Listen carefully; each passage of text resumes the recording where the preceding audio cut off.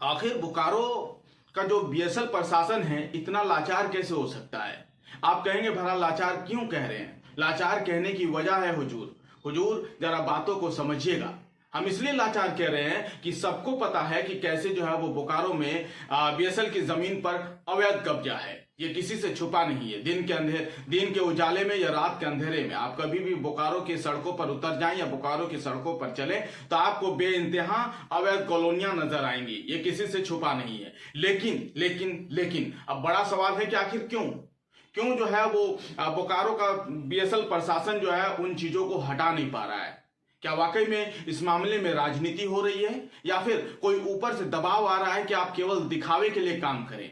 एक आध के घर जाते हैं, वहां की दीवारों को तोड़ देते हैं और फिर वहां से जो है नोटिस चस्पा कर आते हैं कि 10 दिन के अंदर, 5 दिन के अंदर, 7 दिन के अंदर जो आप खाली कर दीजिए। लेकिन क्या लगता है वाकई में कि 7 दिन के अंदर जिसे आपने नोटिस दिया है वो इतना ईमानदार है, जो अवैध ऑलरेडी कब्जा करके बैठा है, क्या वो इतना ईमानदार है कि वो जो है वो अवैध कब्जा खाली कर देगा 7 दिन के अंदर केवल आपके एक नोटिस से।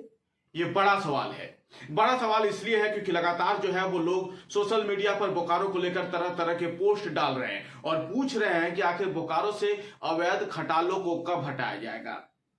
बोकारो से जो है जिस तरीके से जो है वो बोकारो की जमीन पर अवैध कब्जा करके जो है वो लोग बैठे हुए हैं, बाहर से आए हुए वो लोग जो यहाँ पे अवैध तरीके से बैठ गए हैं, जिनको अब तो केंद्र सरकार भी भगाने की बात करे कि जो अवैध लोग हैं उन्हें यहाँ से हटाया जाएगा, वहां से बाहर निकाला जाएगा। उन स्थिति में भी क्या बीएसएल प्रशासन इन लोगों को भगाने में नाकाम नहीं हो रहा है?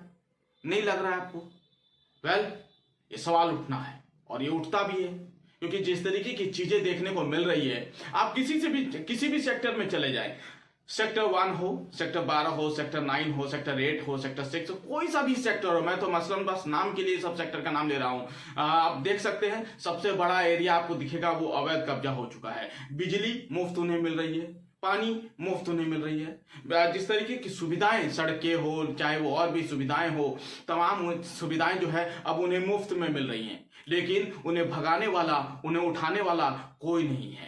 बीएसएल प्रशासन जाता है, हम ये नहीं कह रहे कि नहीं जाता है, एक आध घरों को उठाता है और फिर जो है एक नोटिस चस्पा देता है कि आप जो है 10 दिन के अंदर खाली कर दें। और 10 दिन के अंदर क्या होता है ये किसी से भी छुपा नहीं है। ढाक के 3 बात, यानी कि फिर जो है वो ले देकर वहीं पर मामला आ जाता है और फिर लोग जो है अब धीरे धीरे और अवैध कब्जा कर रहे हैं।